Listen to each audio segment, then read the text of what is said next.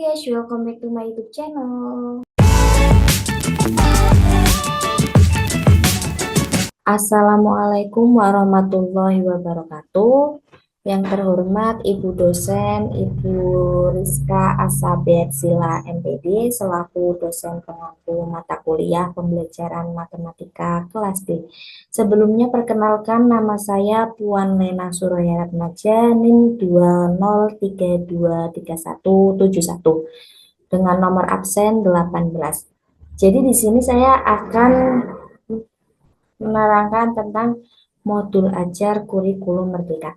Jadi modul ajar kurikulum merdeka itu adalah perangkat pembelajaran yang dirancang untuk mendukung proses belajar mengajar di dalam kurikulum merdeka. Di dalam kurikulum merdeka. Selanjutnya ada tujuan dari modul ajar. Yang pertama, peserta mampu memahami konsep, tujuan, strategi, dan prosedur pengembangan modul ajar. Jadi itu tuh maksudnya peserta didik itu diharapkan mengerti definisi dan dasar modul ajar. Peserta didik harus mengerti sesuai dengan situasi dan kondisi di sekolah mereka. Yang kedua, peserta mampu memodifikasi modul ajar yang telah tersedia disesuaikan dengan karakteristik dan kebutuhan sekolah masing-masing. Jadi itu peserta itu diharapkan memiliki kemampuan untuk mengubah atau menyesuaikan modul ajar yang sudah ada sesuai dengan situasi dan kondisi di sekolah tersebut. Lalu ada peserta mampu menentukan asesmen atau penilaian yang sesuai dari modul ajar yang dimodifikasi. Jadi itu tuh maksudnya itu peserta itu diharapkan dapat memilih atau merancang cara untuk menilai pemahaman dan kemampuan siswa setelah mereka menggunakan modul ajar yang telah disesuaikan. Selanjutnya, peserta mampu mengembangkan bahan ajar yang relevan serta menyesuaikan tingkat capaian siswa untuk mendukung pembelajaran pada modul ajar yang dimodifikasi. Itu berarti peserta didik itu diharapkan memiliki keterampilan untuk membuat materi pembelajaran yang sesuai dengan kebutuhan siswa. Selanjutnya, mari menyimak bersama. Yang pertama, mengapa modul ajar harus sederhana dan dapat memandu pembelajaran dengan efektif? Jadi, itu tuh agar untuk mempermudah pemahaman. Jadi, modul ajar yang dibuat dengan sederhana itu membantu siswa memahami materi dengan lebih mudah. Lalu untuk mendorong keterlibatan siswa. Jadi modul ajar yang dibuat dengan sederhana itu dapat meningkatkan keterlibatan siswa. Lalu yang kedua, bagaimana mengembangkan modul ajar yang sederhana namun efektif? Itu tuh dengan menentukan tujuan pembelajarannya. Lalu kenali karakteristik siswa, lalu rancang struktur dengan modul yang jelas. Lalu gunakan bahasa yang sederhana. Lalu terapkan prinsip belajar mandiri. Selanjutnya yang ketiga, bagaimana menentukan asesmen atau penilaian untuk modul ajar yang sesuai dengan kebutuhan dan karakteristik siswa. Jadi itu tuh sama, tentukan tujuan pembelajarannya dulu.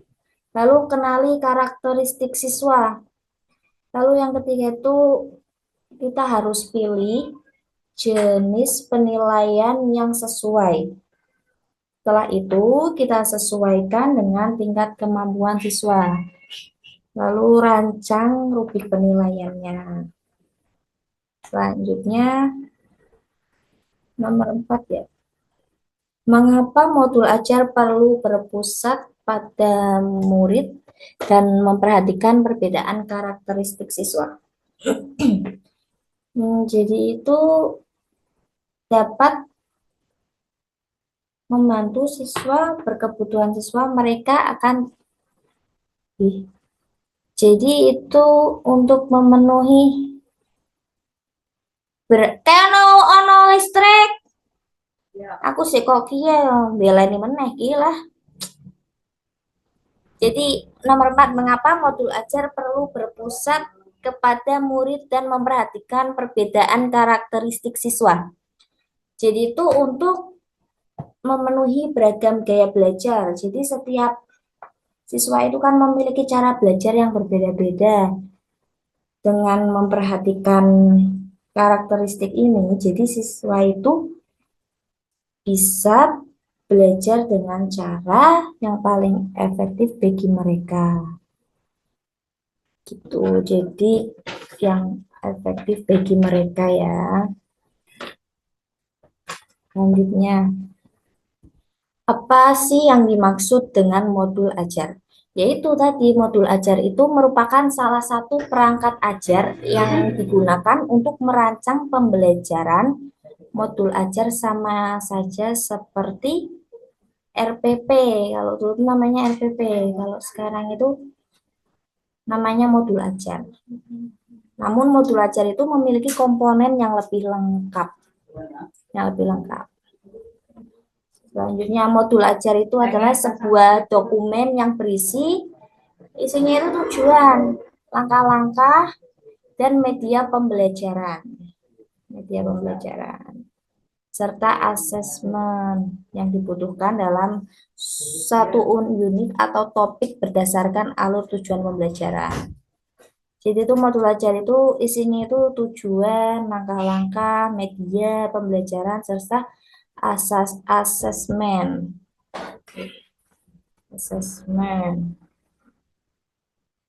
Pendidik memiliki keleluasaan untuk membuat sendiri.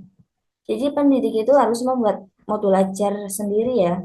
Memilih dan modifikasi modul ajar tersedia sesuai dengan konteks, kebutuhan, dan karakteristik peserta didik.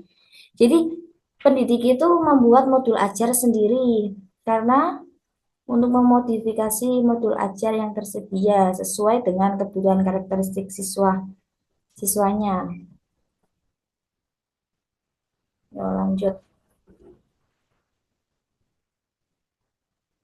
lanjut yang bawah.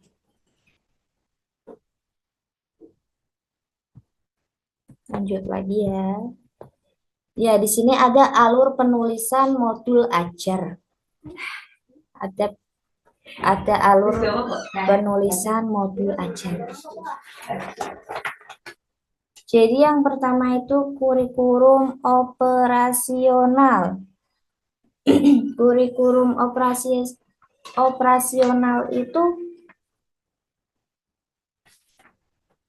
jadi yang pertama itu ada kurikulum operasional.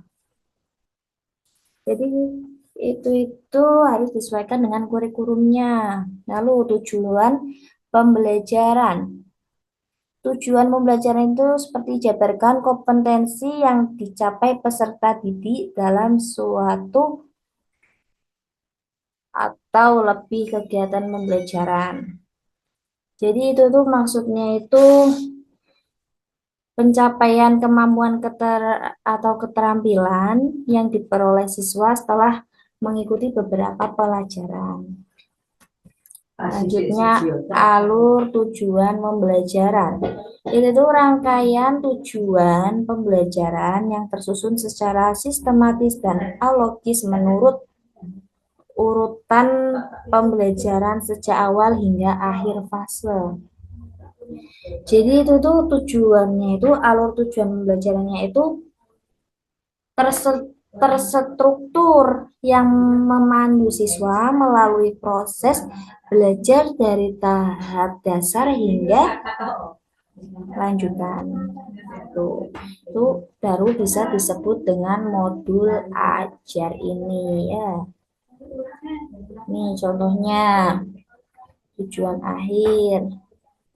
Itu harus ada profil pelajar Pancasila ya. Output dari sebelumnya. ATP, TP, konten inti, pemahaman bermakna, produk akhir.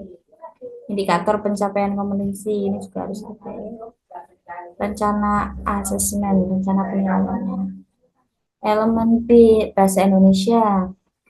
Jadi menyimak, membaca, memeriksa, berbicara, mempresentasikan, dan menulis. Jadi ini tuh bekal guru untuk mengembangkan strategi pengajaran. Jadi ini tuh guru harus membuat dan mengembangkan sesuai dengan strategi pengajarannya. Pengajarannya ya. Lalu selanjutnya komponen modul ajar lengkap. Komponen modul ajar. Fase pencapaian modul ajar. Jumlah jam pembelajarannya. Jadi model belajarnya, tujuan pembelajarannya, dimensi Pancasilanya ada, pengetahuan atau keterampilan, persyaratan. Komponen modul ajar pertemuan. Dan ajar, pemahaman bermakna, pertanyaan pemantik, indikator keberhasilan, asesmen, sarana dan prasarana, dan rencana kegiatan. Lampirannya, lembar aktivitas, harus ada rubrik penilaian, ada bahan ajar lain yang relevan. Jadi struktur modul ajar itu bukan struktur wajib yang semuanya harus dilampirkan dalam modul ajar yang dibuat atau dimodifikasi. Jadi guru itu diperbolehkan untuk memilih atau menyederhanakan beberapa komponen utama untuk dicantumkan dalam modul ajar sesuai dengan kebutuhan di kelas masing-masing.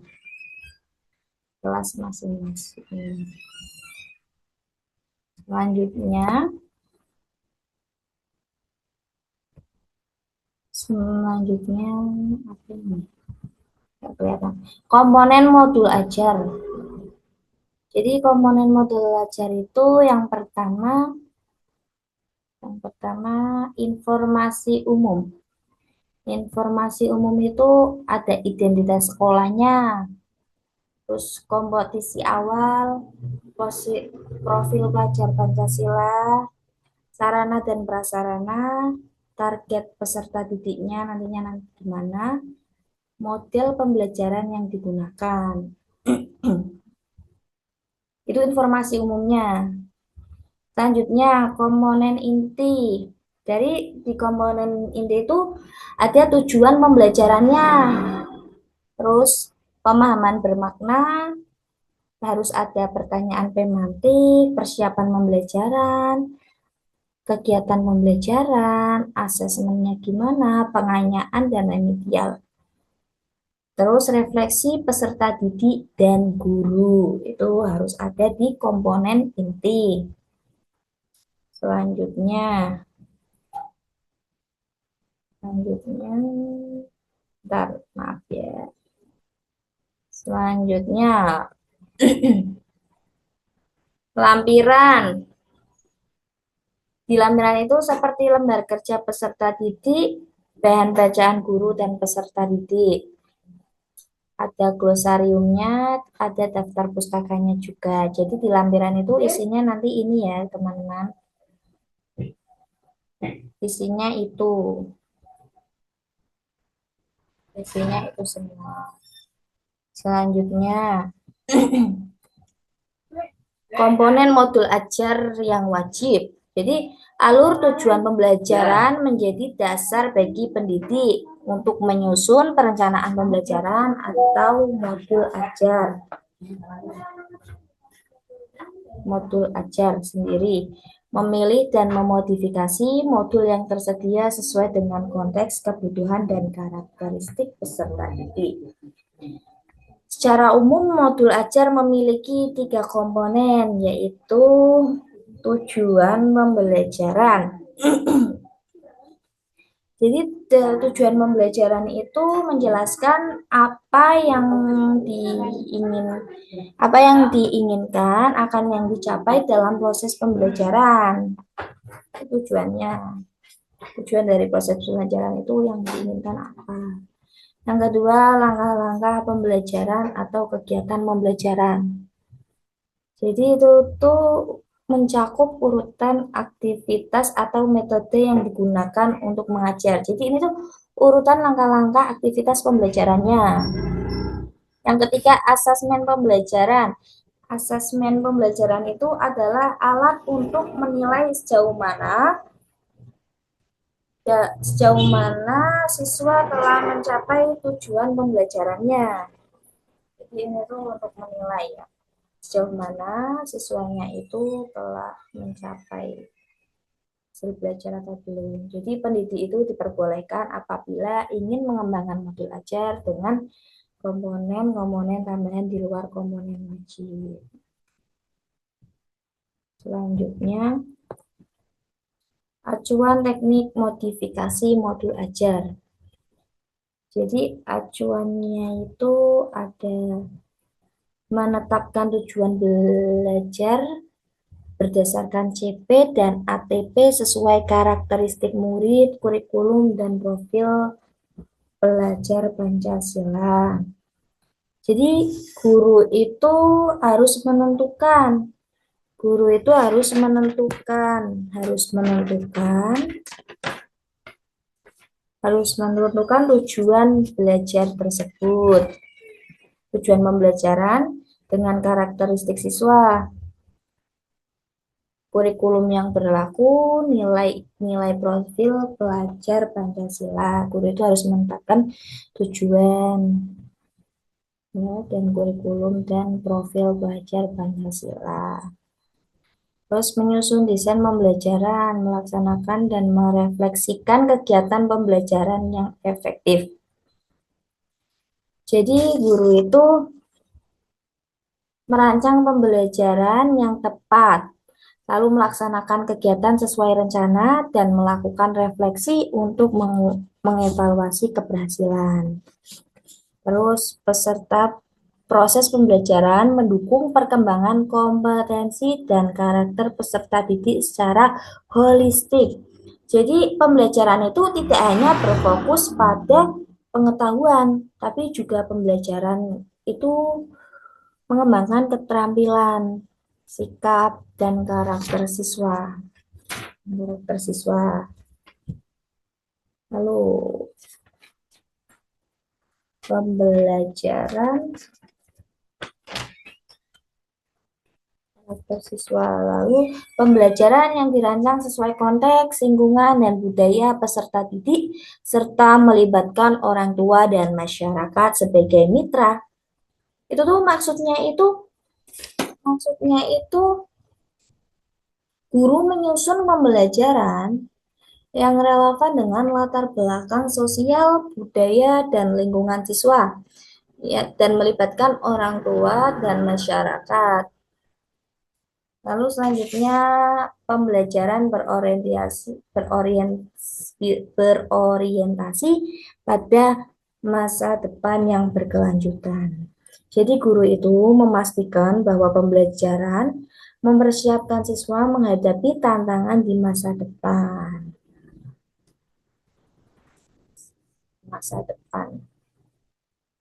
Selanjutnya, hal yang diperhatikan saat memilih modul ajar untuk dimodifikasi. Jadi itu tuh harus diperhatikan dalam memilih modul ajar untuk dimodifikasi. Itu tuh yang pertama itu harus diperhatikan apakah selaras dengan rencana yang sudah dibuat saat penyusunan ATP-nya, apakah udah cocok dengan kondisi dan karakteristik muridnya, dan lalu apakah sarana dan prasarananya tersedia di sekolah, apakah yang perlu atau bisa dimodifikasi. Jadi itu tuh hal yang harus diperhatikan itu sebelum memodifikasi modul ajar itu ini harus diperhatikan. sarananya, apakah udah ada di sekolahnya, APP-nya, karakteristik muridnya, itu harus diperhatikan dulu ininya. Kalau akan memodifikasi modul ajar. Modul ajar. Selanjutnya ada contoh modifikasi modul ajar. Jadi, sila memilih contoh modul ajar lengkap sesuai jenjang yang diinginkan yang tersedia di LMS. Simak modifikasi modul ajar dari contoh tersebut.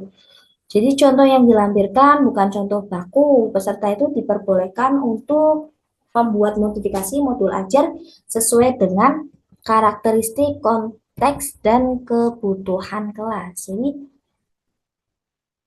bisa modul ajar itu disesuaikan dengan karakteristik, konteks, dan kebutuhan di kelas masing-masing. Struktur wajib dalam modul ajar itu adalah modul ajar yang wajib, struktur wajib ya dalam modul ajar itu adalah tujuan pembelajarannya, langkah-langkah pembelajaran.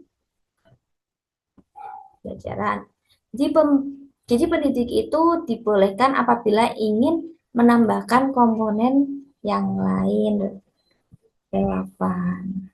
Itu. Selanjutnya, nih, selanjutnya paradigma asesmen. Jadi, apa sih yang harus diperhatikan dalam menentukan asesmen? Jadi, yang harus diperhatikan dalam menentukan asesmen itu, yang pertama, penerapan pola pikir bertumbuh atau growth mindset. Jadi, ini tuh kemampuan dan kecerdasan seseorang dapat berkembang melalui usaha pembelajaran dan pengalaman. Itu maksudnya. Yang kedua, terpadu di mana asesmen mencakup kompetensi pada ranah sikap, pengetahuan, dan keterampilan yang saling terkait. Jadi, asesmen penilaian itu dilakukan secara menyeluruh dan mencakup tiga aspek utama yang saling berketerkaitan, yaitu sikap, pengetahuan, dan keterampilan. Selanjutnya, sekolah diberikan keleluasaan untuk menentukan teknik dan jenis asesmen.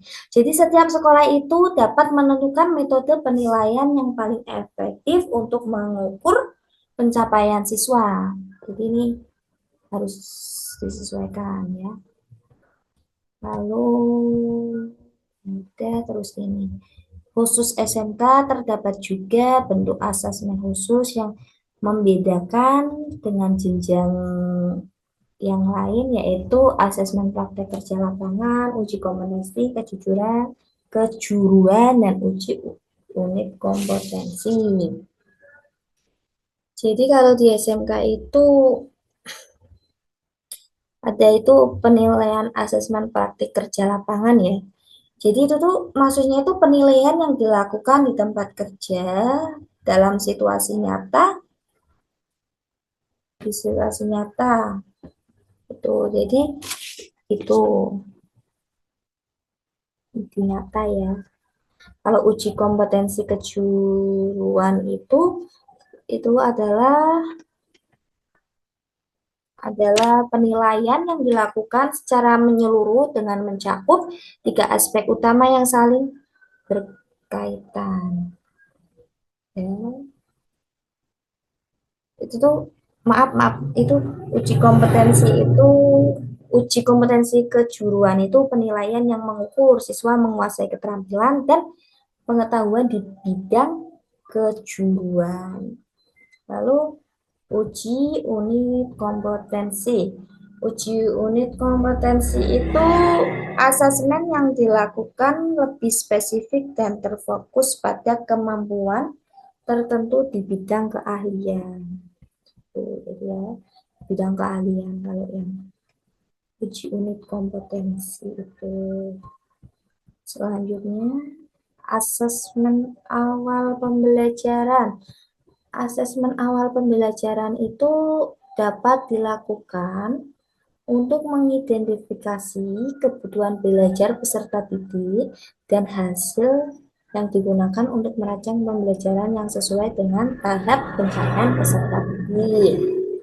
Lalu, pendidik dapat melaksanakan asesmen awal pembelajaran sesuai kebutuhan, misalnya pada awal tahun pelajaran, pada siswa semester sebelum melalui satu lingkungan materi.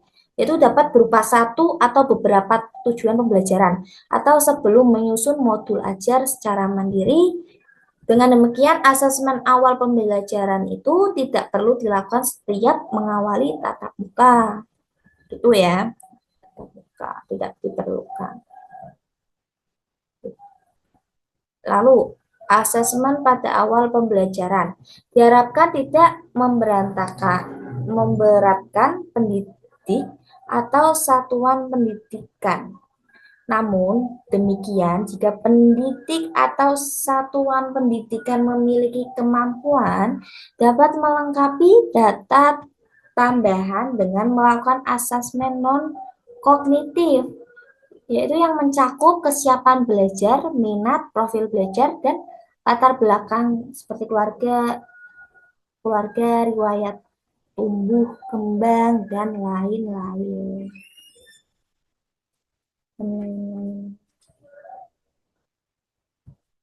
Selanjutnya ada asesmen pembelajaran. Jadi yang pertama itu asesmen itu merupakan bagian yang terpadu dari proses pembelajaran, memfasilitasi pembelajaran, dan menyediakan informasi yang holistik sebagai umpan balik untuk pendidik, peserta didik, dan orang tua agar dapat memandu mereka dalam menentukan strategi pembelajaran selanjutnya. Lalu yang kedua, yaitu asesmen itu dirancang dan dilakukan sesuai dengan fungsi asesmen tersebut dengan keleluasaan untuk menentukan teknik dan waktu pelaksanaan asesmen yang efektif mencapai tujuan pembelajaran. Lalu yang ketiga itu, asesmen itu dirancang secara adil, profesional, dan valid, dan dapat dipercaya. Jadi, untuk menjelaskan kemajuan belajar dan menentukan keputusan tentang langkah selanjutnya. Lalu selanjutnya, laporan kemajuan belajar dan pencapaian peserta didik itu bersifat sederhana dan informatif. Jadi memberikan informasi yang bermanfaat tentang karakter, kompetensi yang dicapai, serta strategi tindak lanjutnya. Selanjutnya, hasil asesmen itu digunakan oleh peserta didik, tenaga kependidikan, dan orang tua sebagai bahan refleksi atau untuk meningkatkan mutu pembelajaran. Oke, jadi untuk pembelajaran itu. Selanjutnya, ada alur asesmen.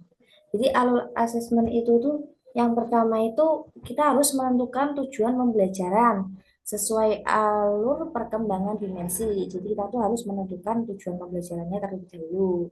Lalu yang kedua itu merancang indikator atau memastikan kedalaman tujuan membuat indikator. Jadi kita tuh harus setelah kita mengetahui tujuannya, kita harus merancang indikatornya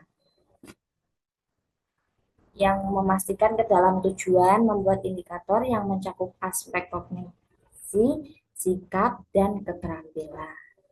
Lalu setelah merancang indikator, kita itu harus menyusun strategi asesmennya. Lalu setelah menyusun strategi asesmen, menyiapkan alat ukur atau instrumennya atau rubrik ya. Jadi setelah menyusun strategi itu, kita harus menyiapkan alat ukur untuk instrumennya atau rubrik itu. Lalu menyiapkan instruksi dan panduan untuk murid atau lembar kerja. Jadi setelah kita menentukan alat ukur instrumennya itu kita harus menyiapkan instruksi atau panduan untuk murid seperti lembar kerja. Lalu setelah itu mengolah hasil asesmen dan bukti pencapaian peserta didik untuk membuat invensi atau kesimpulan mengenai pencapaian peserta didik terhadap tujuan pembelajarannya. Jadi setelah guru dikasih lembar kerja, kita itu harus mengolah hasil asesmen dan bukti pencapaian peserta didik untuk membuat kesimpulan mengenai pencapaian peserta didik tersebut terhadap tujuan pembelajaran. Lalu yang terakhir menyusun rapor. Jadi setelah ini semua dilakukan, kita baru bisa menyusun rapor. Baru bisa menyusun rapor. Tuh ya. Selanjutnya, selanjutnya nih, selanjutnya acuan yang digunakan untuk melaksanakan asesmen pembelajaran. Acuannya yaitu sebagai proses pembelajaran, asesmen as learning, yaitu asesmen untuk refleksi proses pembelajaran yang berfungsinya itu sebagai asesmen formatif. Jadi yang kedua ini asesmen untuk proses pembelajaran atau asesmen for learning. Selanjutnya, yang ketiga itu ada asesmen pada akhir proses pembelajaran atau assessment of learning, yaitu asesmen untuk evaluasi pada akhir proses pembelajaran atau yang berfungsi sebagai asesmen sumatif, penilaian akhir ya.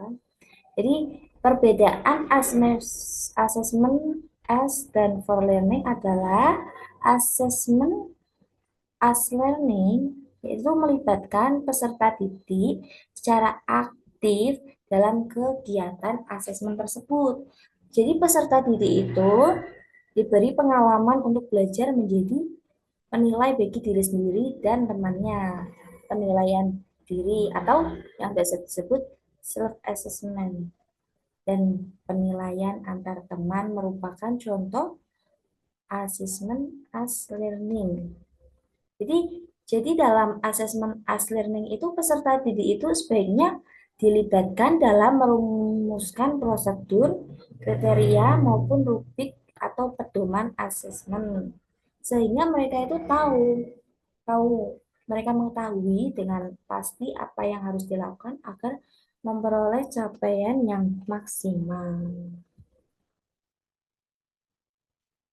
Memperoleh hasil yang maksimal. Selanjutnya, jenis-jenis asesmen ya. Jenis-jenis asesmen. Jadi, asesmen itu ada dua. Yang pertama asesmen formatif, yang kedua ada asesmen sumatif. Apa sih asesmen formatif? Asesmen formatif itu adalah asesmen yang dilakukan pada setiap akhir pembelajaran. Artinya guru itu memberikan tes pada setiap akhir pembelajaran. Setelah pembelajaran selesai ya. Kalau asesmen sumatif itu adalah asesmen yang dilakukan oleh guru setelah akhir semester. Contohnya itu seperti UAS. Ulangan akhir semester itu termasuk asesmen sumatif ya. Jadi di sini tuh yang pertama ada as itu sebagai, for itu atau untuk ya, of itu terhadap. Jadi asesmen as itu sebagai refleksi proses pembelajaran. Kalau yang as for assessment, kalau assessment for learning itu asesmen untuk perbaikan proses pembelajaran. Kalau yang off learning itu asesmen sebagai evaluasi pada akhir proses pembelajaran. Ya. Selanjutnya itu contoh bentuk asesmen formatif dan sumatif. Contohnya, jadi kita tuh, jadi bentuk asesmen formatif dan sumatif itu yang pertama seperti diskusi kelas. Jadi itu tuh bisa mengembangkan kemampuan berkomunikasi dan berinteraksi antar siswa. Jadi bisa berinteraksi ya antar siswa itu, berdiskusi kelompok atau diskusi kelas gitu. Jadi itu. Jadi lagi yang kedua, belajar mendemokrasi, menghargai pendapat orang lain serta berani berpendapat. Jadi itu tuh siswa itu belajar untuk berdemokrasi dan menghargai pendapat orang lain dan serta berani berpendapat. Lalu bentuk asuhan formatif dan sumatif itu dengan drama, yaitu drama itu bisa melatih kepercayaan diri dan jiwa seni. Jadi dengan drama ini kita bisa melatih kepercayaan diri dan jiwa seni tersebut. Selanjutnya belajar bekerja sama.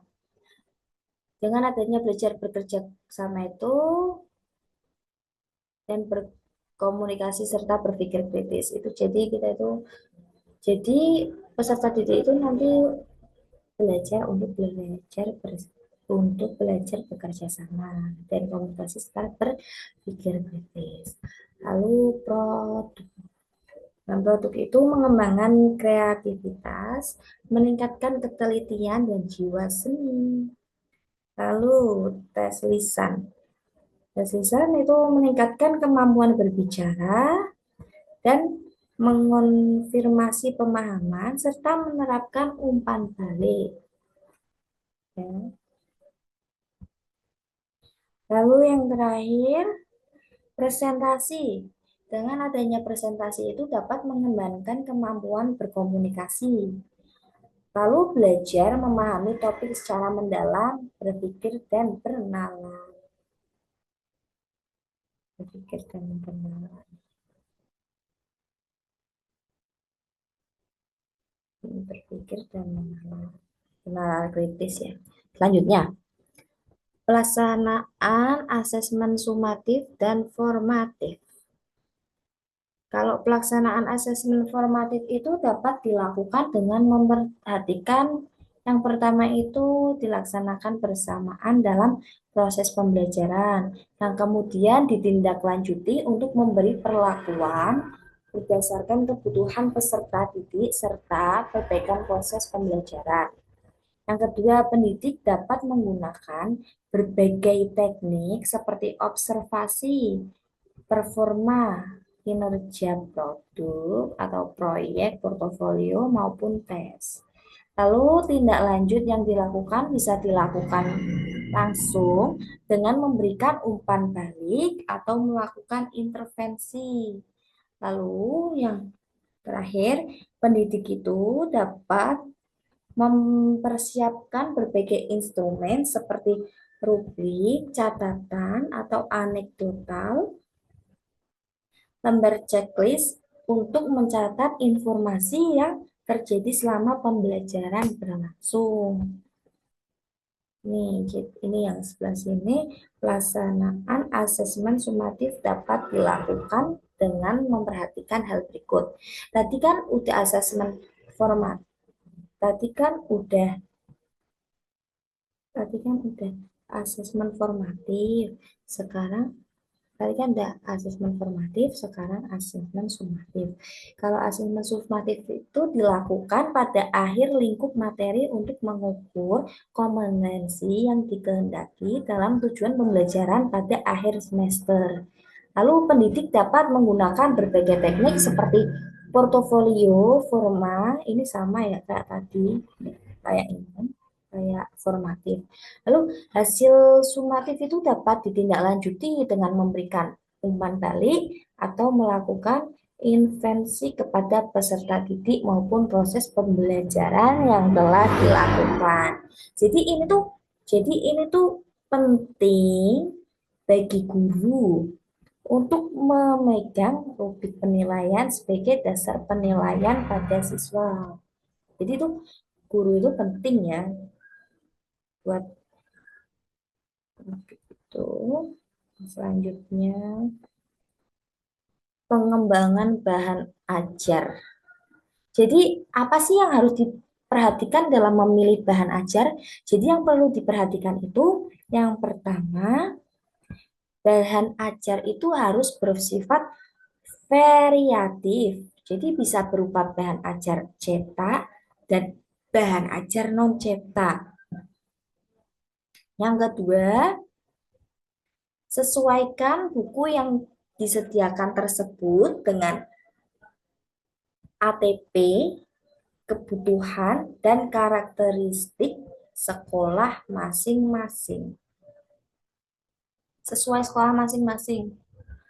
Lalu, yang ketiga, kembangkan bahan ajar untuk membuat kegiatan pembelajaran semakin bermakna dan variatif. Jadi kembangkan bahan ajar itu untuk membuat kegiatan itu pembelajaran itu semakin bermakna dan variatif, menyenangkan ya.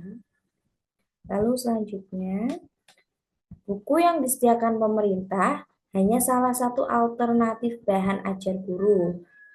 Guru diperolehkan untuk mengembangkan dan menambahkan bahan ajar lain yang relevan.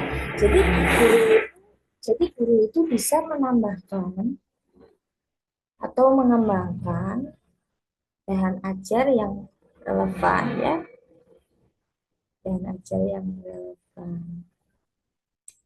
Selanjutnya, hal penting lain yang harus diperhatikan saat akan membuat modul ajar adalah menyesuaikan lingkup kesiapan belajar, minat, dan tingkat penguasaan kompetensi peserta didik. Di sini ada contoh penyesuaian ruang lingkup pembelajaran. Jadi, yang pertama itu peserta didik belum menguasai kompetensi persyaratan atau belum siap untuk belajar di suatu lingkup materi, diberikan kesempatan untuk mempelajari kompetensi pada tingkat yang lebih rendah atau dengan cakupan lingkup materi yang lebih sederhana.